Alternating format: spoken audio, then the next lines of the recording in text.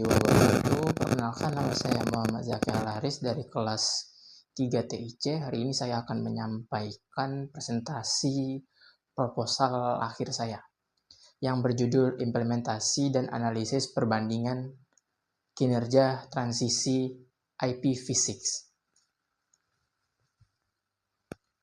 Urgensi transisi IPv6 dan tantangan interoperabilitasnya, yaitu transisi ke Internet Protokol versi 6 merupakan keniscayaan teknologi akibat kelangkaan alokasi alamat IPv4.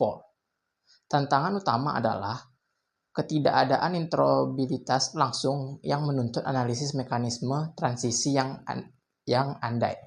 Penelitian ini menganalisis dan membandingkan kinerja kuantitatif dua mekanisme transisi utama, yaitu dual stack dan generic routing encapsulation menggunakan GRE tunnel menggunakan simulasi virtual DNS tree.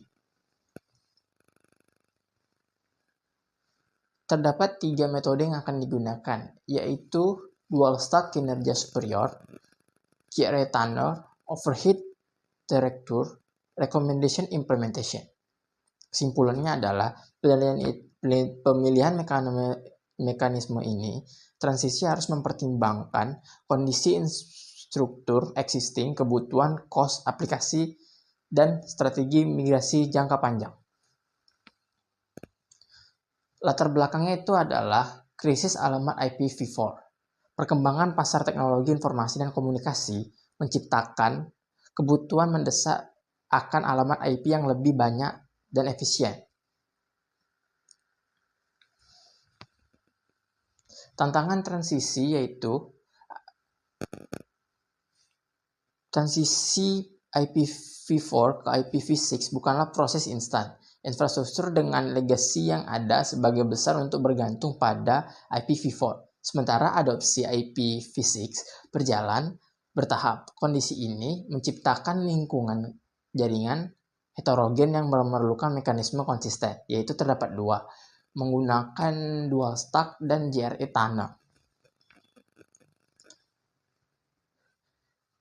Kami di sini melakukan 3 pertanyaan penting pada penelitian ini, yaitu perbandingan kinerja, dampak terhadap cost, dan recommendation optimal. Batasan dan ruang lingkup penelitian yaitu ada 4, mekanisme transisi, lingkungan pengujian, parameter kinerja, dan lalu lintas jaringan. Tujuan penelitian yaitu untuk perancangan, pengumpulan data empiris, analisis komparatif, rekomendasi berbasis bukti.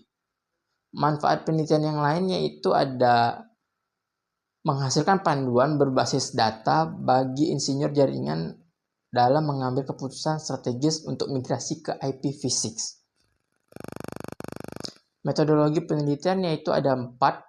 Pertama itu ada studi literatur, perancangan dan simulasi, implementasi skenario, dan pengujian analisis. Protokol internet. Kenapa saya memilih 2 protokol ini? Karena protokol IPv6 menggunakan skema pengamatan 32 bit yang terbagi menjadi 4 oktet. Sementara IPv6 menyediakan jumlah angka yang sangat masif atau lebih banyak daripada IPv4. Mekanisme transisi IPv6 terbagi menjadi 3 tahapan, yaitu ada dual stack, tunneling, dan translation.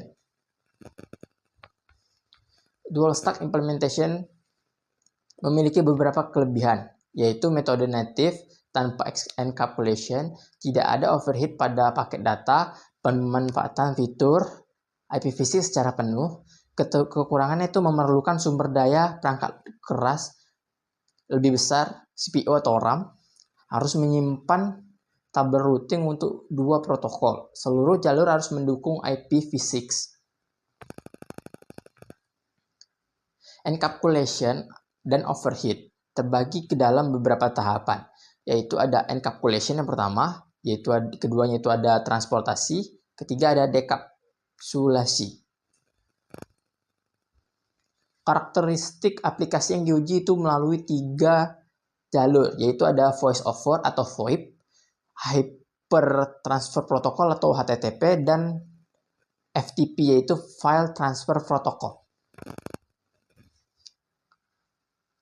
Parameter quality of service atau cost yang saya bahas tadi yaitu pertama ada 4 jenis, yaitu ada throughput, delay, jitter, dan packet loss.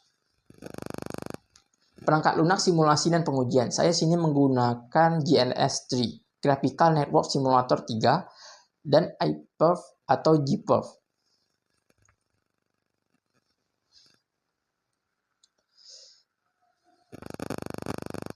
Jadwal pelaksanaan proyek akhir ini yaitu terbagi ke dalam 5 tahapan, yaitu tahap persiapan, perancangan dan implementasi, pengujian dan analisis, serta penyelesaian. Anggaran yang digunakan itu sebenarnya tidak banyak karena tidak menghabiskan kertas, atau itu cuman untuk anggaran lainnya itu kayak anggaran penelitian itu kayak upgrade RAM, upgrade penyimpanan. Kesimpulan dan harapan kedepannya itu penelitian ini diharapkan dapat memberikan kontribusi signifikan dalam memahami perbandingan kinerja metode transisi IP-Physics, khususnya dual stack dan gate tunnel, dalam mendukung aplikasi jaringan krisis seperti VoIP, HTTP, dan FTP. Dengan pendekatan metodologi yang sistematis dan penggunaan parameter cost standar industri, hasil penelitian ini akan menghasilkan rekomendasi berbasis bukti empiris yang dapat digunakan oleh praktisi jaringan dalam mengambil keputusan strategis untuk migrasi IP-Physics. Mungkin sekian presentasi dari saya. Saya Zaki Laris mengucapkan terima kasih. Assalamualaikum warahmatullahi wabarakatuh.